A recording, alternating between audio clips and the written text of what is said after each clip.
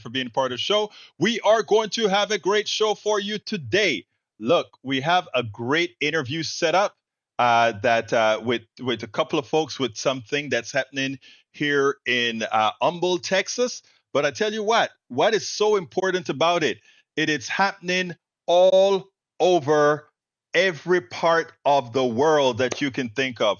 All over it is happening. Where school boards are being taken over, whether it is taken over by right wing, what I can only call right wing zealots that really care nothing about kids, but care only about things that matter to them. And you know what? It really isn't much. So, I mean, it hurts to see these people have that much power in what they're doing. Anyway, welcome aboard, folks. How are all my peeps doing today? How are all my peeps? I'm still setting things up, as you can see. I'm still setting things up, as you can see. But I am going to be ready in a little bit because I need to load one other video that I think I got done or I thought I had done, but evidently I don't. But okay, here it is, the video that I want to get placed in there. Let me move it to the right place, and then I can put all my devotion into the show. Remember that song? Devotion by Earth, Wind, and Fire. Those were the days, right? Those were the days. Anyway, folks, we got a great program for you today. We got a great program for you today. Anyhow, welcome aboard. Bridge MCP is in the house. Lee Grant is in the house. Eric Hayes is in the house. Yvette Avery Herod, or beautiful Yvette, is in the house. Great piece that you sent me there, Yvette. I love that video. With that video was to die for, the explanation of the Palestinian issue, Palestinian Hamas Israel issue. Spot on. I hope you got my response. Who else is in the house? Michael Rudnan is in the house as well. Look, I'm going to start off with the Humble ISD thing here because I want this to play and then I want it to replay. We got to get a lot of people on this issue because tomorrow is the vote. So let me get started with that, and then we'll move on to the Palestinian issue. I have a piece that I pulled down from MSNBC, or rather, I scraped off the screen from MSNBC with a doctor who is speaking. But actually, before that, let me read your note. Let's see. Eric Hayes says, here is a thought. Most people have to become fiscally conservatives by reality of the Bidenomics economy. Who would have thought? And it's counter to what is told now by leaders. That's not true, but I'll let it slide for now. Second one by Eric says, latest spending by our great government. At what point do we say enough money has gone into LMI watershed and start spending elsewhere to produce greater flood risk? I'm not going to continue that because I'm not up to speed on the flooding mechanism, etc. I got to do my research on that one. Let's see. Shiva Las Vegas is in the house. Welcome, Shiva. Let's see what else we got. Latest spending. No, I got that. Bree says, so I just want to say at the Ask Egberto Anything Saturday, which I have not gone to in a few months, that it was very much enjoyable.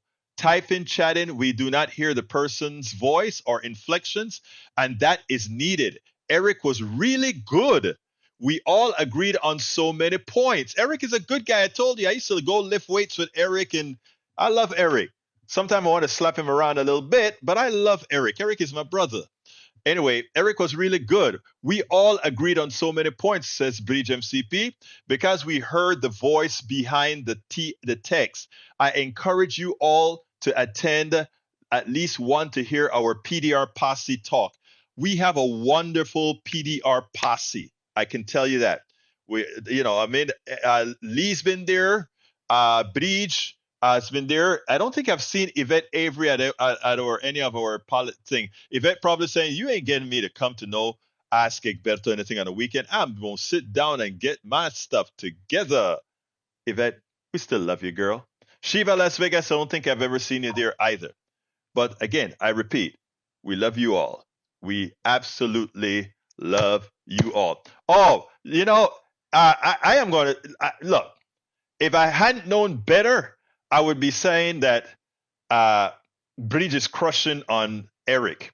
because she just loved that Eric is muscular and is one of those macho men that lift weights and all of that.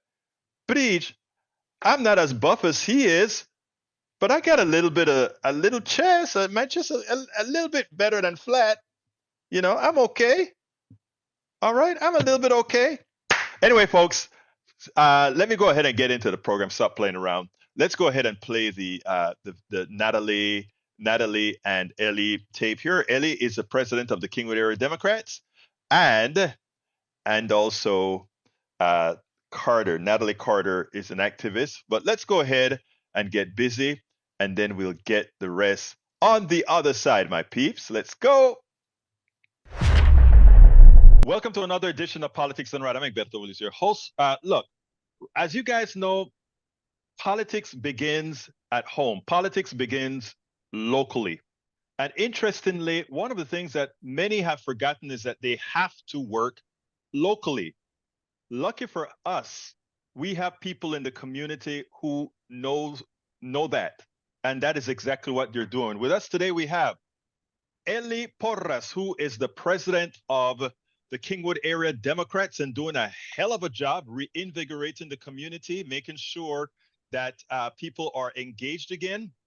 And we have somebody making a big difference, not just talking about it, but actually saying, I am going to be part of the solution. That is Natalie Carter, who is a former Humble ISD candidate, but altogether, she is a community organizer, somebody that's making a difference in her community. Ladies, welcome to Politics Done Right. Thank you for having us. Absolutely so. Well, look, Thank you. Let me tell you, one of the reasons that I wanted to talk to you is, I got a text that concerned me. First of all, Natalie, as somebody who was about to become a board member, you know that the school district decided, I love that cat. The school district, I love that cat. That cat, that's going to be the star of the program. I noticed that the school decided that in a place where healthcare is needed, and the United States have likely the best and likely the lousiest healthcare system all at once. The school decided to do something about it. Humble ISD decided to do something about it. Now we have an issue. Why don't you start by telling me exactly what it is that the school intended to do? And your cat is just fine. I apologize. I have a cat and a dog that are just, emotionally bonded to me. So, and I apologize. And they are part of the family. They are part of the family. They wear blue quite a bit. So yes, you're right. Definitely Humble ISD partnered with Memorial Hermann. They were actually approached. Humble ISD was approached by Memorial Hermann because of the surge of pediatric ER visits. And our CEO, or the CEO of Memorial Hermann, partnered or approached Dr. Elizabeth Fagan, who is the superintendent of Humble ISD, with this idea of a partnership by starting a student health clinic located at Humble High School, which would serve as kind of the Mecca, where they have multiple schools that feed into this Title I school, like Lakeland Elementary, North Bend Elementary, Ross Sterling, Humble Middle. They're all Title I schools, meaning that they are socioeconomically disadvantaged and challenged, as well as they're part of a majority of underrepresented groups of Hispanic and African American students. And so it was a great partnership. All of the services that would be provided by Memorial Hermann would be 100% free. And there was even discussions about providing transportation at zero cost to the taxpayers, as well as to the parents and the students that partake in this amazing program. So that was the genesis of this whole partnership. And we're super excited. There was a bond that was passed to actually build a physical building to support this initiative. And right now there's a slight delay because of course, construction delays, noted across, the country from just the lag of COVID recovery. And so right now they had to represent this partnership because we needed to use temporary buildings, since our actual building, due to the construction delays, we're not going to be ready for the next year or two. And so that's where we are right now. Okay, so that explains what the intent was, to take care of the underprivileged, people that are underprivileged.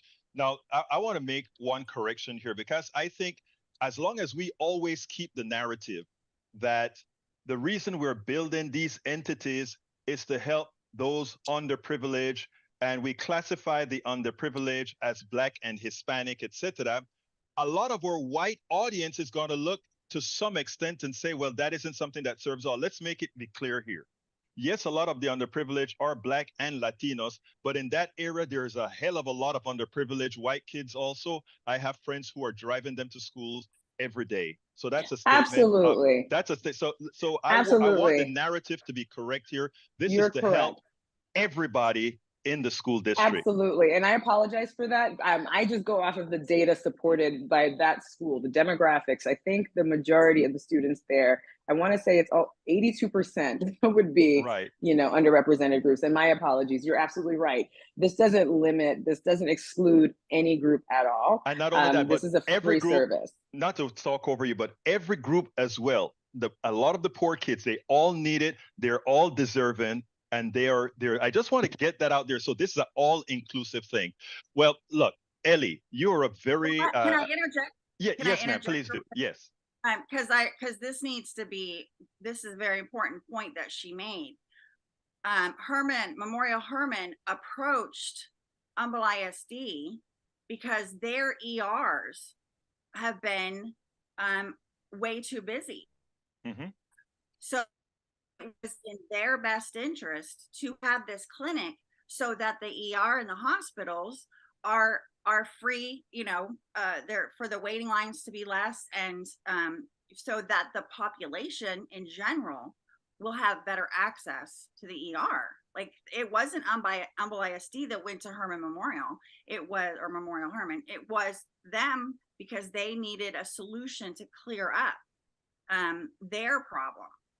And that, Ellie, that is such a very important point that you just made there, because what you're telling me as well is that this is not just, oh, we're solving a problem for Humble. This is solving the community problem, offloading some of the kids to places where there's easier access for the entire community. It means longer wait lines at the emergency rooms, etc. Very important point to make. Now, Ellie, to you, as somebody working in the community, you have noticed a certain group of parents trying to make an issue out of a particular segment of that story, of that contract to be signed by Humble ISD. What's the issue that you hear from the people out there that we know they're misled, but what have you heard? Well, they have a concern with the family planning part of the contract. And because that is so all encompassing in general health, which Natalie can speak much clearer on all what that actually entails. And so they cannot amend the contract with Memorial Hermann to exclude that. So they want to get rid of the family planning, i.e. in their minds, abortion. But we need to go into this understanding that every single service has to be parent approved. A child 15, 17, 13 cannot go in there on their own. They have to have parental approval. So in other words, because of the misinformation that many of these otherwise likely good people have, they are willing to cut the benefits of easy access by many students at Humble ISD and other at Humble ISD from getting good care. I tell you what, Natalie, why don't you explain exactly what the cause, what's the reason that these folks are concerned about, and blasting out emails right now. And in fact, this is something that I hope the good people are working on. Right now, the Humble board is getting blasted by no vote emails. So there is, and that is from people who have nothing better to do than sit down, drink tea, and find something to complain about. The working people, the people who are most dependent on this, they don't have the time to sit down behind a keyboard and continuously send emails. So before I come to you, Natalie, I want to run back to Eleanor. I mean to Ellie. I don't like to call you Ellie. Ellie. It's Ellie. It's Ellie. It's Ellie. Want to run back to Ellie. Ellie, what are you doing? What is your group doing to ensure that those who have the ability right now to start letting the Humble board understand that not because you're getting a whole lot of emails from these guys, does it mean that that is what the majority of the population actually wants? So we have been writing physical letters with our complaints. We have been emailing, calling. Kingwood area Democrats has been sending out emails to all of our members and followers to come to the school board meeting tomorrow and stand up. And if you would like to speak, you know, we would love that. Just show up and say that that there is opposition to that no vote. I mean, definitely. Oops. No, there is opposition. This is not going to be an easy win.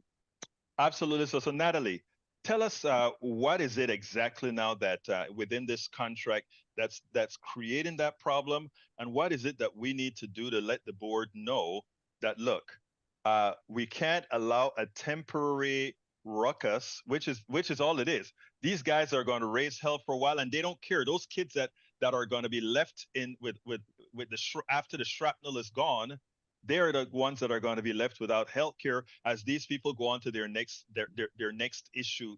Right. And so, yes. And so with this kind of bringing this notion of the clinic back up, of course, there was an evaluation or reevaluation of the contents of the contract. And as Ellie stated earlier, that this is a comprehensive clinic that's going to occur where they're going to give you sports physicals, preventative services, dental care, nutritional service, mental health services as well. And of course, within those services, you do have the option to seek family planning services. And as we all know, that family planning or birth control accessibility does not necessarily promote promiscuity. It doesn't, you know, completely discount absenteeism or abstinence, sorry, not absenteeism, but abstinence. But what it does is it gives comprehensive care because we use oral contraceptives to treat other conditions such as ovarian cysts, polycystic ovarian syndrome, amenorrhea, just a whole host of things, acne, even in young boys with heart conditions, we use Viagra to help with cardiac contractility. So these services will be at their disposal. And of course, you know, you have the pearl clutching Christians who claim Christians, and I say that in air quote because I believe, you know, in Christianity and in Jesus Christ, he's my savior. But they're clutching their pearls at the notion that there's access to, you know, contraceptives, and we're promoting promiscuity by having services that'll allow students to gain access to some of these things. And that's just not the case. And as Ellie stated earlier, that you have to have parental consent in order to be able to be seen in the clinic. It's going to be evaluated annually. Parents do get after visit summaries electronically. They're encouraged to actually be there physically when they actually have an appointment, if allowed or if their schedule permits. So it's just essentially, you know, just the dog whistle to a lot of the dominionists, and I don't even call them conservatives anymore, or radicals. They're dominionists that want to essentially infringe and control every aspect of everyone's lives other than their own. I think I hope, I don't know who are all the speakers, but I hope that some of the speakers go with some of the statistics. The people that are doing more harm to our kids right now, when we look at whether it's trans or whether it's whatever you want to define somebody's identity by, the one doing the most damage, 14% of all calls coming in for child abuse right now, child sexual abuse, is by pastors. So something that they may want to consider, that if we decided to go ahead and start doing the stats on who are the people harming kids right now, it's not giving them family, it's not giving them health care. It's not giving them, do you need birth control, etc. The most promiscuous aren't the ones that are doing these things. But Ellie, so let's talk about what's gonna be done now. I think the board meeting is on Tuesday, the 17th of October, correct? Yes, the board meeting is tomorrow, October 17th, at 7 p.m. Right, Natalie?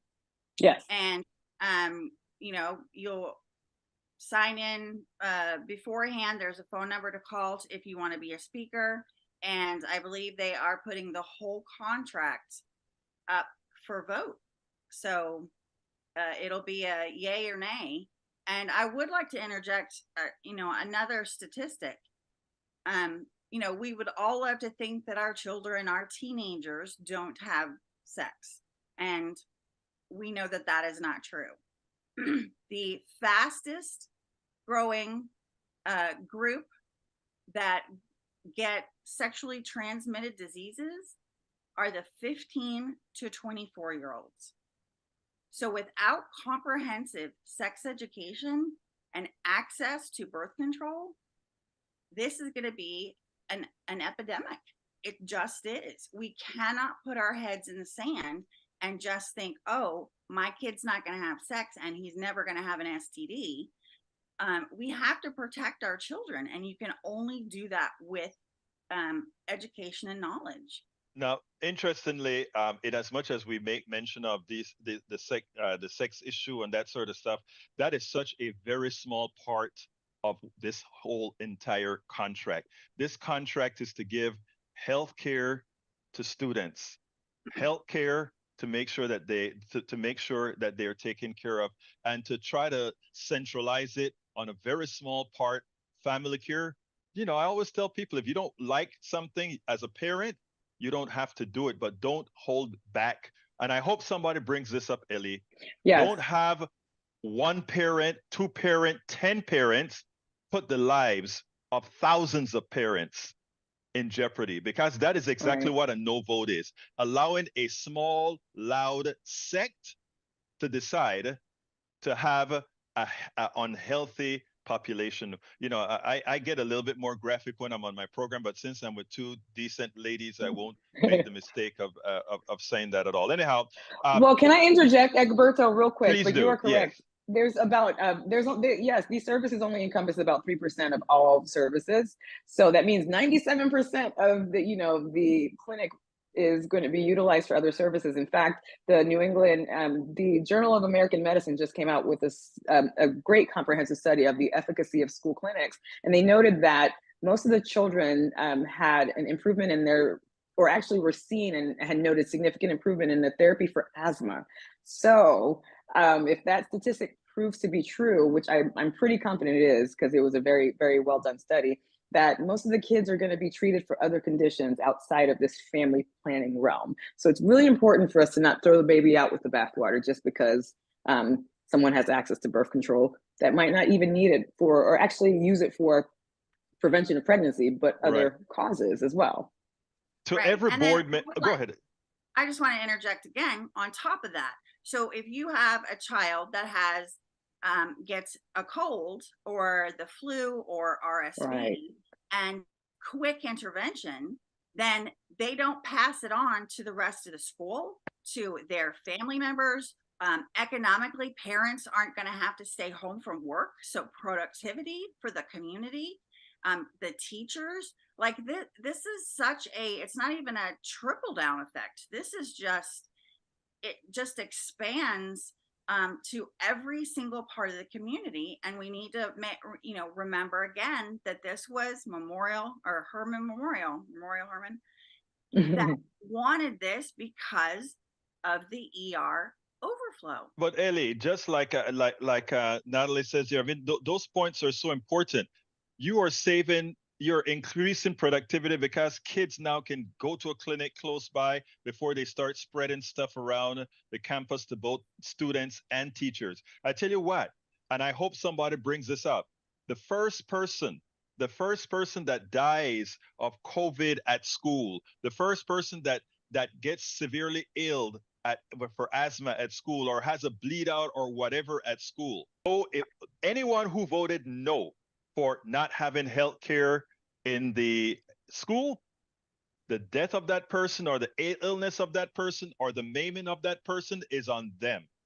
I hope, I hope you, both of you have great points. I hope you get to the speakers who are going to speak tomorrow night and let them know to make the board aware of these issues that you guys so intelligently point out, because I think it's essential. A lot of these people are talking off the top of their heads. They don't really think things through. They're not pragmatic. We have to remember right now, they frown on critical thinking.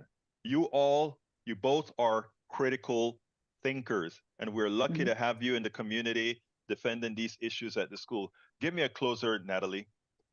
Right, and thank you. So, and it's not only, this is a call to action to anybody that agrees with us currently. All the stakeholders, we're inviting you to come to our Humble ISD board meeting tomorrow at 7 p.m. where we can band together. We plan on wearing black to stand in solidarity against these atrocities and stand up to the partisan, ideologue that will come and try to put on a show tomorrow.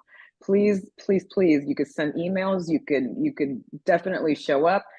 Send good vibes, prayers, support. We would greatly appreciate you all showing up and standing in solidarity with us. Ellie, why don't you give me a closer and include where the address, if you have it with you, and who these folks can email.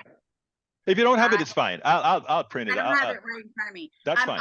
I would like to say that both Natalie and I are nurses, so we do know what we are talking about.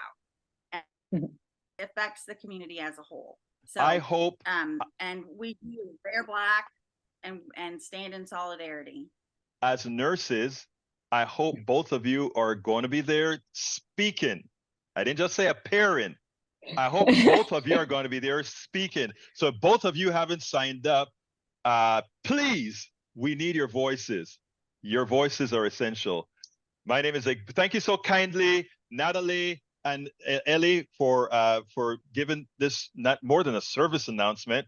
Thank you so kindly for being on Politics Done Right. Thank you for having us. Thank you. All right.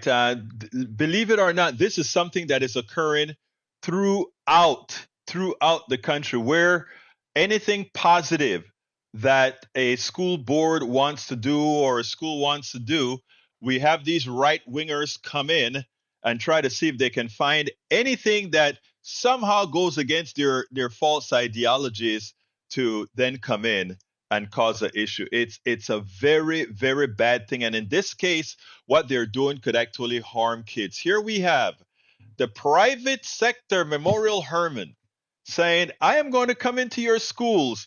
And of course, there's an ulterior motive, goodwill, and several other things. And of course, they're going to get the Medicaid from the students who qualify for Medicaid, etc. But they're doing a good thing. They're coming into the school to take care of kids. I love that. I love that. And who complains? Right-wing parents, because of two words in the contract that they signed: family planning. Something that is just, again, important, right? Contraception. They claim they don't like abortions, but they don't want to ease contraception, etc. Look, the inconsistency, the lack of values, the lack of morals of the right, of many on the right, I should say, the many on the leadership of the right, is pathetic. It's psychopathic. And but then again, it really isn't, because what they're trying to do is make $1 or $2. Anyhow, folks, anybody wants to, let's see, the lack of morals. No. I mean on the right, sir. On the leadership on the right, there is a moral lacking. Look at who's about to ascend to the speakership of the United States House of Representatives. Somebody who allowed, think about this, the person that they are about to make Speaker of the House is somebody who turned his head as boys were being sexually abused on the wrestling team for the college that he worked for. Think about that. That's who will be ascending to the speakership of the United States Congress. Also, somebody who formed a part of the attempted coup, the unconstitutional attempted coup against the United States of America. That's who is likely to be speaker effective tomorrow. I want you guys to understand the depravity. So when Mike Cisak tells who lacks morals, no, sir.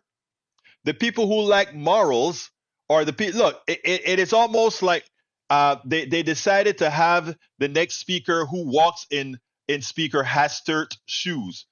The speaker before the former Republican speaker was a guy, two speakers down, a guy named Hastert. And Hastert was thrown in jail. He was paying off. Dennis Hastert was the Republican Speaker of the House. he was thrown in jail for having sex with underage boys. Yeah, that's who was that was then the longest serving Republican Speaker of the House. And now they're bringing somebody that has the same ilk. In other words, El Señor Jim Jordan was the guy who turned his head when another coach was abusing kids, boys. It's amazing. Remember I talk about projection? When I talk about projection, that's what I'm talking about. The same things that these people always talk about are the things that they themselves doing. They're the ones who abuse boys. They're the ones who abuse kids. They're the ones who corrupt kids. And then they talk about progressives. Your folks are in jail for doing these things. Let's see, who do we have in jail for sexually abusing a kid? Let me see who. Name me a person of the stature of Hastert who went to jail for abusing kids. And then we have these folks that were trying to tell us that Hillary Clinton and in the pizza shop and how they abuse all the, what we need to do is find a pizza shop where there are some right wingers doing these things to kids. Because anytime they accuse you of something, you know that it's something that they are doing. So we need to find that pizza shop that some Republican right wingers are using. Then we may be okay, right, Lee, brother Lee Grant? Come on, man. Will you help us find it, brother Lee Grant? All right. Look, I have a very touching interview that I hope enough people saw on, I think it was Saturday or Sunday. And he also gave another interview today, but I didn't get the interview today. The interview is between Doctor, I can't remember his name. This doctor, I think he works with Doctors Without Borders. He has a cry out there. All he's asking for is for the West to treat the Palestinians as humans. He doesn't condone the killings that occurred last week. He doesn't condone that at all. Of course not. Who does? But in the process, I think it was like 12 or 1,300 Israelis got killed. Horrendous, terrible. That was done by terrorists. But in the process, Israelis has killed thousands of kids and parents. This guy here comes on TV and says, last night I lost 17 of my family members, bombed to death. They interviewed him today. That number is now up to 49. I want you to listen to this, and then we'll take it on the other side. It is sad. It is sad. It is sad. Dr. Fady Joudah received tragic news this week from Gaza. He learned that 17 members of his family were killed in an Israeli airstrike. Dr. Joudah is himself the son of refugees, and he joins me now. He's also an award-winning Palestinian-American poet, a physician based in Austin, Texas, a former doctor with Doctors Without Borders in Zambia and South Sudan. Dr. Joudah, thank you so much for taking the time to be with us. I know that this is a difficult time. I think first we want to know how you are coping, how you are processing this. I already have said elsewhere, we are, we wake up, we go to bed with what we wake up with, the same horrible concern and flashbacks of memories that go back decades. I'm 53, my father is 90, in good health. I have to ask you, why does a Palestinian such as myself appear on American TV only to represent the dead and the dying? When do Palestinians get to be a regular feature of the American consciousness and psyche so that we are people who can speak of life, of all aspects of life, not just a representation of death, dying, and absolute horror. No, go ahead, Dr. Joudah, go ahead. Yeah, I think we have to ask ourselves deep questions about how we do not, in any sense of the word, away from flowery language, we have not seen Palestinians as equal human beings in the US for decades. I'm not sure we ever did. Starting from the point of equality of the humanity of the Palestinians anywhere. And they are not perfect people. No people are perfect, but everyone is equal. Just to accept that in the US, I think is unthinkable. And to imagine that to accept the equality of the humanity of Palestinians will actually solve so many problems. Common sense is uncommon, a shortcoming in all humans, but it is a particular problem of the language of power. We talk about siege, the Hamas, the war, the whatever. Nobody fought for 2 decades to lift the siege off of Gaza. Simple things. The children in Gaza, 40% of people in Gaza are children or adolescents.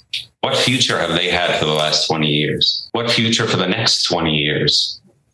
What is the price of equating suffering? Where does it stop in the human mind? Even if you permit me your title, Israel-Hamas war, as if somehow there's this isolation between an entire people and a few bad apples, so to speak. It is not that. It has been a total dehumanization of the Palestinian people in Gaza, in the West Bank, anywhere. Just start from speaking of the Palestinians as truly equal human beings to anyone, anywhere, especially in English.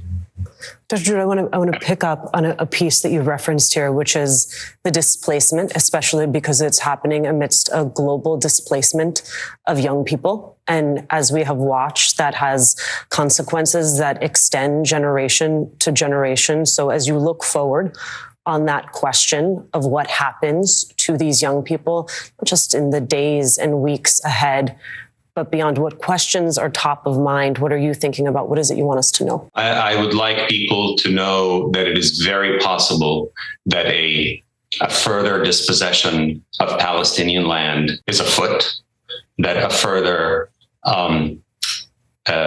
displacement and removal of Palestinian people is afoot, that the possibility of those people having lived through horror for the last 20 years, who are, as you would, or I might, with my own children, not want to return to a place that has been utter destruction, is very possible. The depletion of Palestinian souls and numbers on the ground is afoot. These are serious things. This is a repetition of the dreaded words of ethnic cleansing of the Palestinians, dreaded words in English, of ethnic cleansing of Palestinians yet again. I am a physician. And I want to ask, even in general, when will the medical community in the US, as physicians, say, for example, no life is better than another? We have in medical schools and in institutions across the US declarations about this war that are not even both-sided, they're one-sided. But as a physician, I do not turn away from the poor, the uninsured, people I like, people I don't like, people who like me, people who don't like me. We uphold a level of impartiality and neutrality in the name of humanitarianism and humanity. And here we are, the largest, most wonderful medical system in the world, and we can't come up with a statement that says we are for all lives as equal.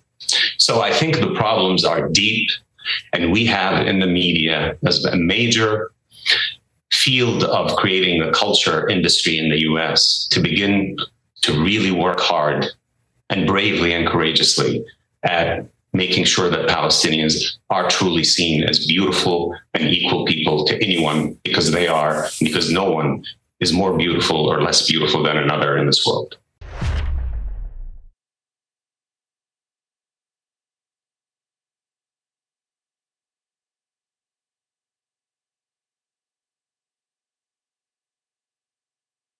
If people were to understand what this doctor is saying, it would be immediately evident that there is not an ounce of hate, not an ounce of ill will, not an ounce of any of that. His only concern is please, please treat us as we should, as you should treat us. Treat us as we deserve to be treated.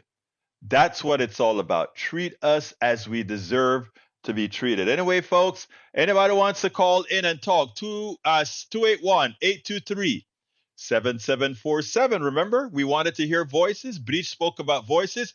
Hey, Bridge, why don't you call and tell folks how great you enjoyed Ask Egberto anything, along with everybody who attended, or even Eric, why don't you call in?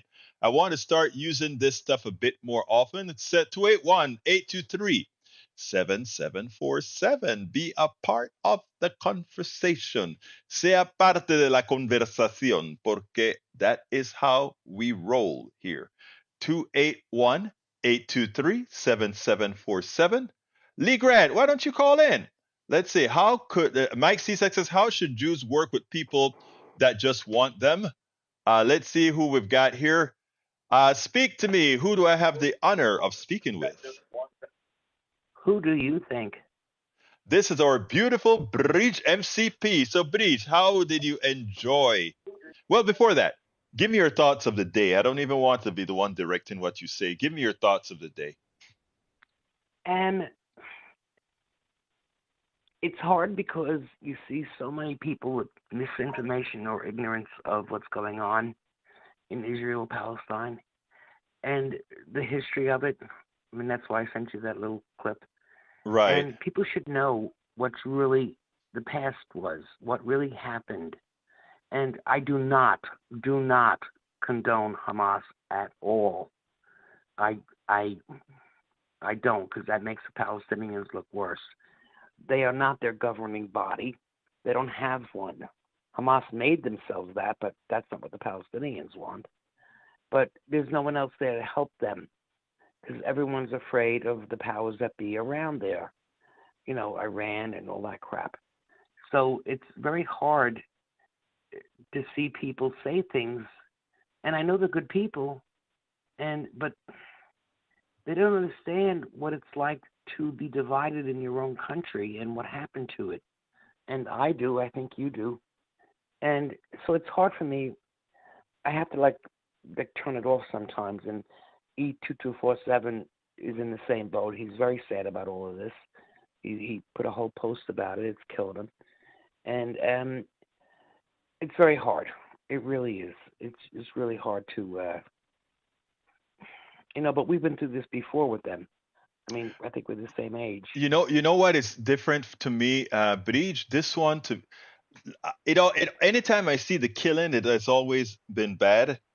But this one really got to me because I knew that given the number of Israelis that got murdered, that Israel would be coming back with a revenge on those who least had anything to do with that.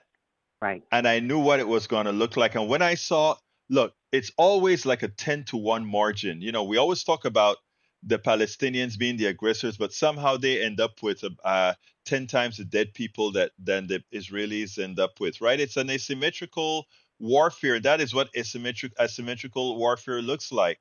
And sadly, I knew that if there were 12 or 1,300 Israelis that got killed, hold your horses. This stuff won't be over till over 10,000 Palestinians are dead. And that's a lot of dead, innocent people. It is. And they have no place to go, nothing to do. I mean, no one to turn to.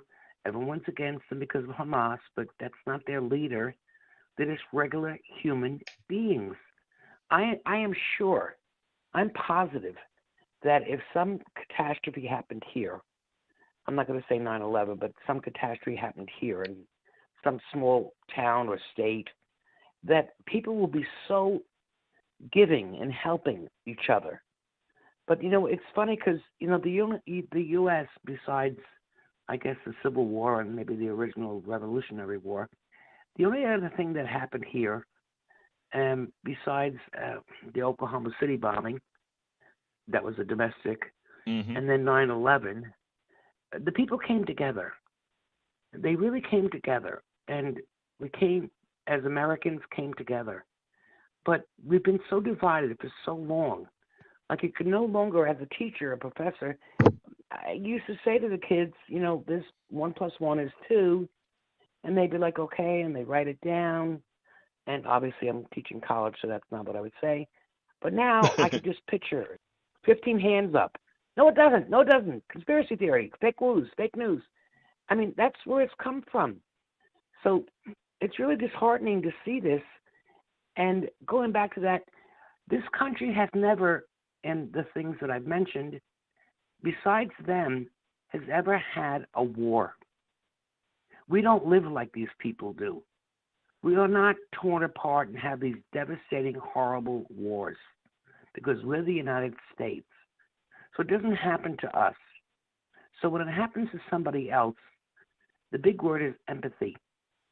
Thank you. So why don't you have empathy for people as humans? That's it. That's it. Just have some empathy. I mean, they didn't do anything. They didn't start the fire.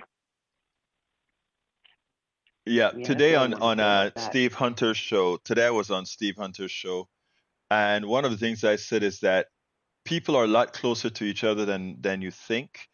People want to have conversations with each other as you think, but there are external forces that need us not to do that. When I always use a statement that says our economic system requires us to be at each other's throats, so they have to create all these differences among us, and I stick by that because that is. Look, let's give an example. You would think that somebody like Eric is a diametrically opposed to you, Breach, and you saw what happened when we got together on a call. We sat down, we talked. There was mostly agreement because people realized that actually we have a lot more in common. But the idea that these guys put out there is they don't want us to talk to each other. They want us to fear each other so that we don't talk, because if we talk to each other, we will get together and figure out that it's just a few that's really screwing with us. And I mean, it's like that story in my book with the lady, the woman who, when she realized she was agreeing with me, and I confessed that I was one of those real left-wing progressives, her first answer was, "You're so nice."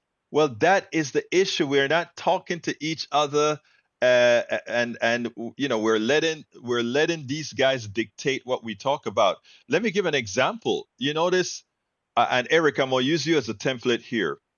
Eric kept on bringing up that subdivision close to where we live that supposedly is dumping sewage in Lake Houston, and that supposedly has a lot of undocumented workers there or whatever. That village has been there for a very long time, for over decades, right?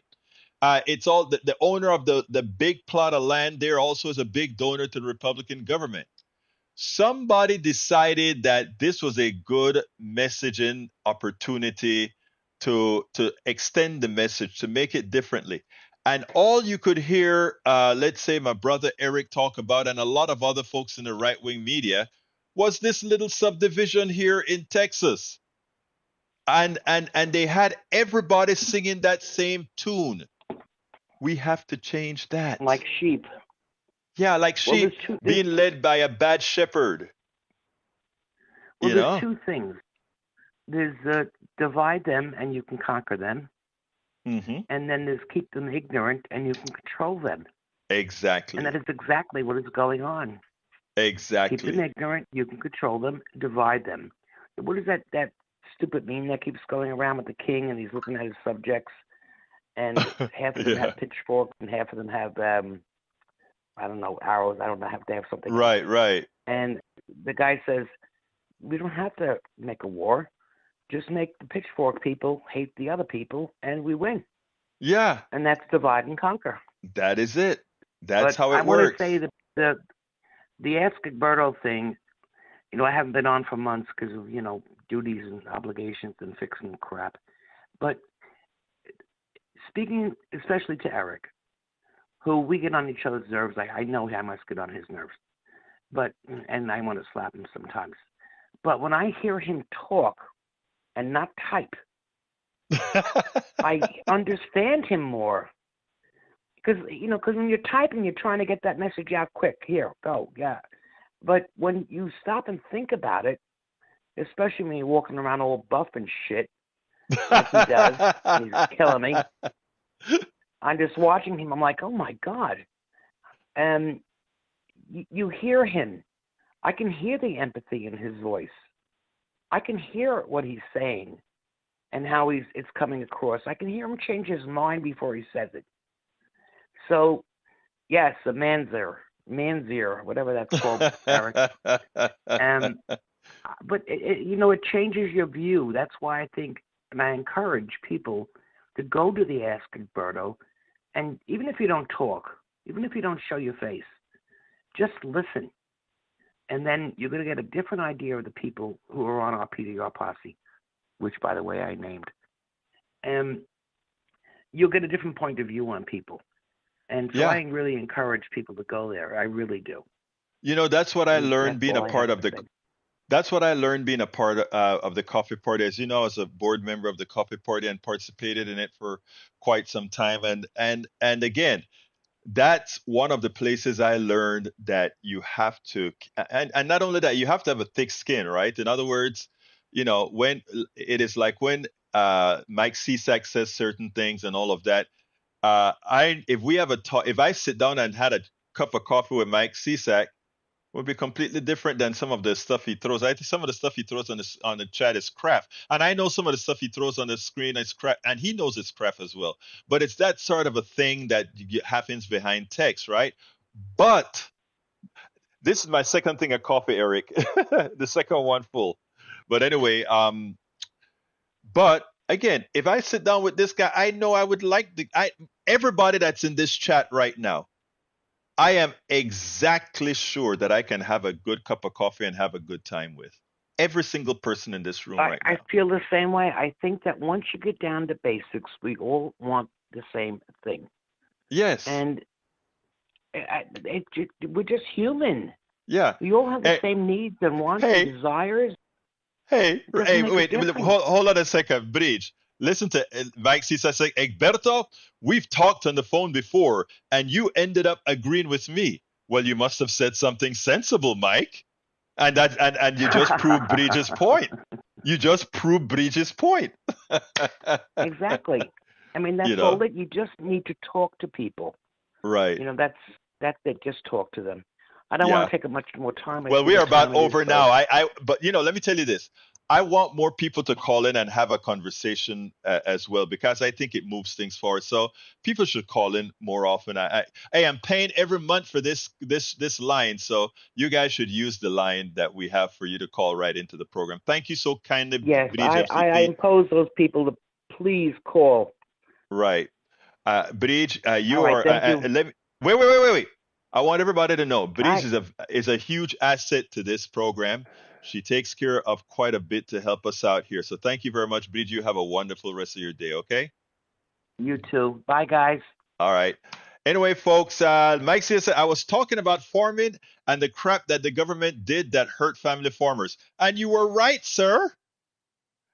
The only thing that I think I added to that was the government did that under the duress from private sector. But we can talk about that another day. Anyway, we're coming close to the end of the program here, and I want you guys to become supporters. So please, if you will, those of you who are not supporters, please consider supporting the program. You know what we stand for.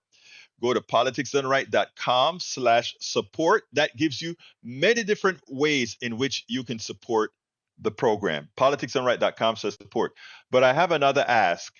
I need a whole lot more paid subscribers to our newsletter. And you're not doing something for nothing here. A paid subscriber gets all the books that I've already written, and online, of course, as well as any subsequent book that I write, as long as you're subscribing.